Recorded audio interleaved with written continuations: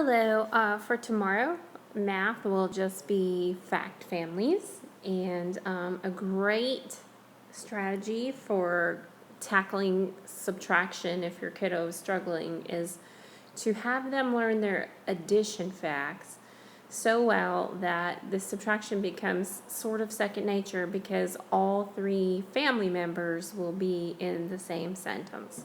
Let me show you what I'm talking about. So with number 1, we have 6 plus 3. I know that 6 plus 3 is 9.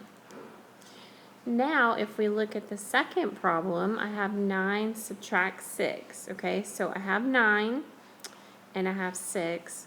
Now I have to ask myself, what's the missing family member? The missing family member is 3.